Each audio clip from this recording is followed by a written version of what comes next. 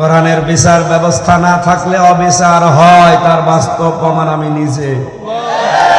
3টা বছর যে ভেতরে কিচ্ছু জানি না, এই যে কোরআন শরীফ আমি মাথায় নিয়ে বলতে পারবো, আল্লাহর কসম যে মামলা আমারে দিয়েছে আমি কিচ্ছু জানি না। অথচ 3টা বছর আমার জীবন থেকে আপনি নষ্ট করে দিলেন, কি জবাব দেবেন বলেন তো? কোরআনের বিচার ব্যবস্থা না থাকলে হাজারো অবিচার হয়, তার প্রমাণ আমি নিজে দেখে এসেছি। এখনো পর্যন্ত 100 জনের 70 জন কিছু জানেই না, কেন চেনে, কিচ্ছু জানে আন্দাজে জেল খাটতেছে। কোরআনের বিচার ব্যবস্থা থাকলে জেলে এভাবে থাকার কোনো নিয়ম নেই। কোন কারণে 30 বছর একাধারে জেল খাটা লাগবে? তাও জেল কি জেল, অন্ধ প্রকোষ্ঠে একটা ঘরের ভেতরে ফাঁসির কন্ডেম ছেলে রেখে দেয়, 24 ঘন্টা তালা মার। কোন কারণে আপনি এটা করবেন? এটা মানবাধিকার লঙ্ঘন না? একটা ঘরের ভেতরে এদিকে 3.5 হাত, এদিকে 2.5 হাত, এরকম একটা ঘরে 30 বছর একটা লোক যদি 24 ঘন্টা তালা মারা থাকে, ও এমনি পাগল হয়ে যাবে। কত মানুষ এমনি পাগল হয়ে মরে যাচ্ছে। আমার সামনে বহু মানুষ এরকম মারা গেছে। মানুষ মরে গেলেও তো ভেতরে মরে না, কারণ ভেতরে নাকি আজরাইল যায় না। কি একটা কায়দা বের করেছে, মরে যাওয়ার পরে বাইরে বের করে দেয়, বলে চিকিৎসাধীন অবস্থায় রাস্তায় মরে গেছে, ভেতরে আজরাইল আসেন।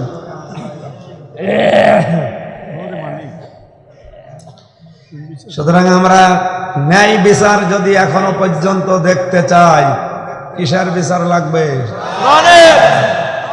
50 বছর বহু মানুষের তৈরি করা আইন কানুন দিয়ে বিচার দেখেছি, এইটার বিচার ব্যবস্থা দেখতে বাকি আছে। বলেন বলেন, এটার বিচার দেখতে আমাদের এখন বাকি আছে। এটা যদি দেখতে পারতাম জীবন শান্ত হয়ে যেত।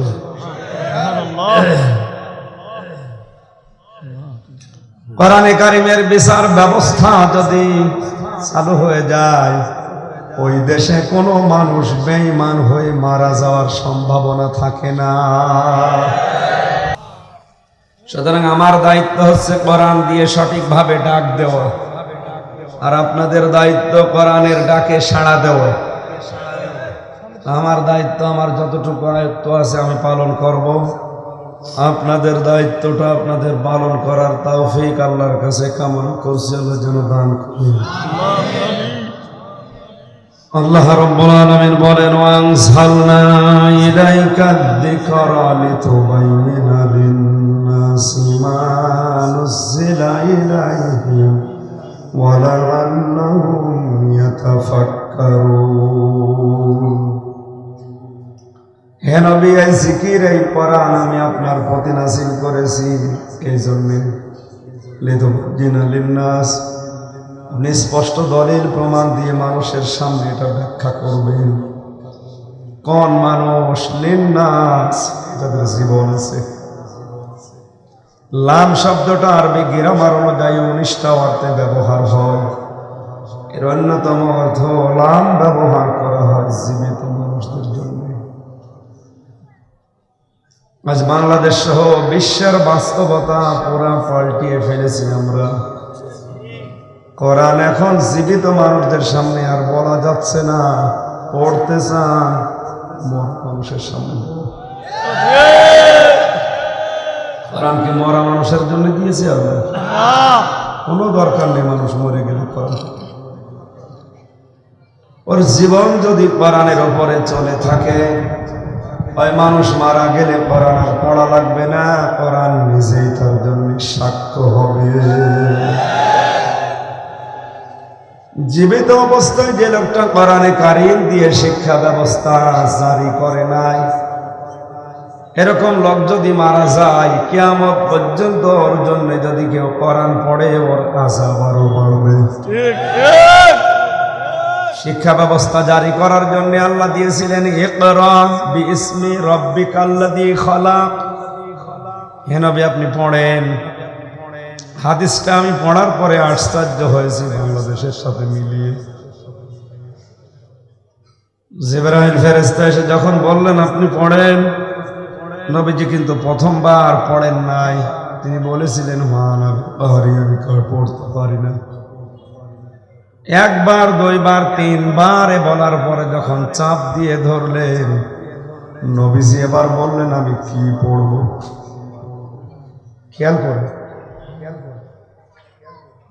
হযরত জিবরাইল এবার প্রথম নম্বরে আয়াত পড়লেন, ইকরা বিইসমি রাব্বিকাল্লাযী খালাক। হে নবী, আপনি পড়বেন আপনার রবের নামে। কার নামে? রবের নামে। নবীজি বলেন, আমি তো এইটা শোনার জন্য এতক্ষণ ছিলাম।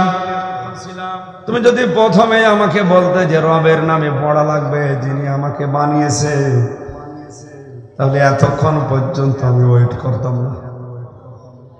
আমি তো জানি না যে কার নামে পড়া লাগবে, কি পড়া লাগবে।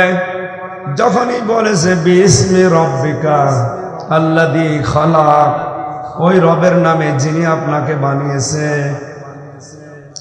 বিশ্বনবী মুহাম্মদ রাসূলুল্লাহ 5টা আয়াত জিবরাইলের সাথে এবার পড়েছিলেন। এই আয়াত দ্বারা প্রমাণ হয় আল্লাহর বান্দারা যদি পড়াশোনা শুরু করতে চায়, আল্লাহ ছাড়া কারো নামে পড়বে না। অথচ আমাদের সিলেবাসে বইয়ের ভেতরে দেখা যায় ইসলাম শিক্ষাতেও দুর্গার ছবি। কি পড়ব? এই জন্য কোরআনে কারিমের শিক্ষা ব্যবস্থা মুসলমান দাবি করার পরেও যারা 96% এই মুসলমানের দেশে জারি করেন না, আপনি মরে গেলে কোরআন শরীফ হামজানা ওরা ট্যাকের হাট বাঁশি বসে পড়লেও কাজ হবে না। কারণ কোরআন শোনার জন্য আল্লাহ দায়িত্ব দিয়েছিলেন মরা মানুষকে, না জীবিত? এই জীবিত মানুষদের সামনে আমার দায়িত্ব কোরআন ব্যাখ্যা করা, আর যারা জীবিত আছে তাদের দায়িত্ব ওয়ালাআল্লাহুম ইয়াতাফাক্কারুন, ওরা যেন এই কথাগুলো নিয়ে বাড়ি যেয়ে চিন্তা ভাবনা করে। আজকে আমার আলোচনার বিষয় হচ্ছে আমাদের জাতির পিতা ইব্রাহিম আলাইহিস সালামের জীবনের 50টা পরীক্ষা। আমি শেষ করবো ইনশাআল্লাহ। বাংলায় হোক, গলা যদি সাপোর্ট করে, শরীর ঠিক আছে, অসুবিধা নেই, গলাটা একটু ঝামেলা হচ্ছে, সাপোর্ট করলে আমি আমাদের জাতির পিতার জীবনের 50টা পরীক্ষা আমরা সন্তান হিসাবে ওই পরীক্ষা দিতে চাই ইনশাআল্লাহ। পরীক্ষায় যদি না থাকে জীবনে উপরে ওঠা যাবে না। ক্লাস 3 থেকে পরে উঠতে হলে কি দেওয়া লাগে? পরীক্ষা। সিলেবাস গুলো এখন এমন ভাবে সাজানো হচ্ছে, ডিম ভাজা পরীক্ষা বলতে আর এখন আর কিছু থাকছে না। আমরা উপরে উঠবো কি করি? জাতিকে মেরুদণ্ডহীন করার যে গভীর ষড়যন্ত্র কিছু রাম বাম আর নাস্তিকরা হাতে নিয়েছে, কোরআন আমার সামনে, মুসলমানদের সামনে বলছি এটা সফল হবে না।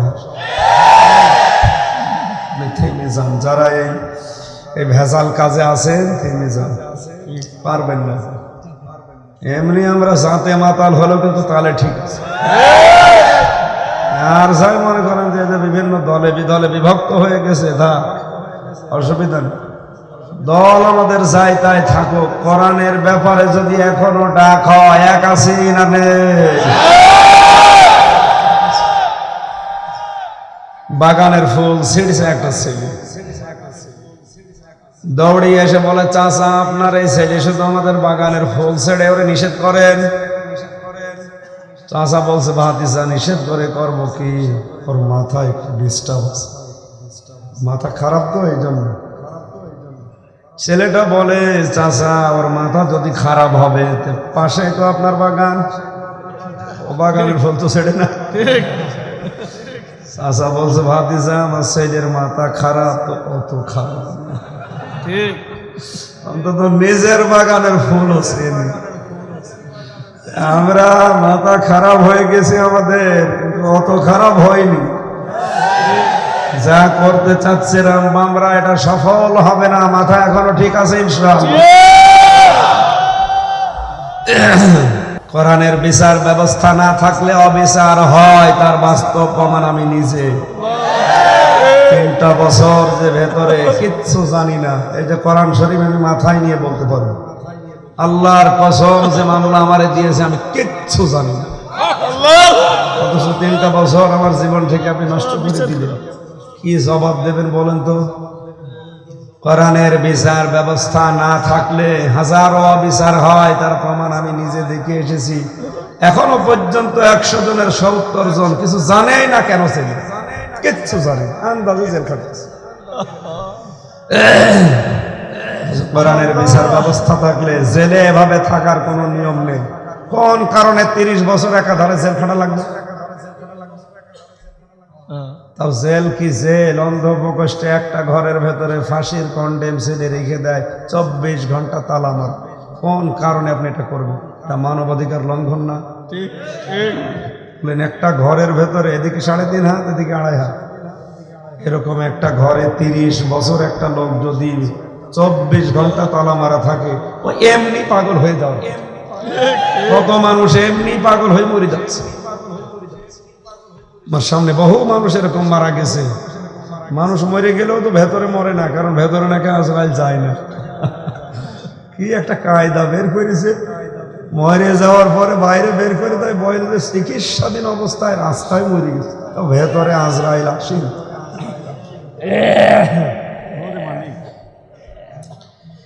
সুতরাং আমরা ন্যায় বিচার যদি এখনো পর্যন্ত দেখতে চাই, কিসের বিচার লাগবে? 50 বছর বহু মানুষের তৈরি করা আইন কানুন দিয়ে বিচার দেখেছি, এইটার বিচার ব্যবস্থা দেখতে বাকি আছে। বলেন বলেন, এটার বিচার দেখতে আমাদের এখন বাকি আছে। এটা যদি দেখতে পারতাম জীবন শান্ত হয়ে যেত।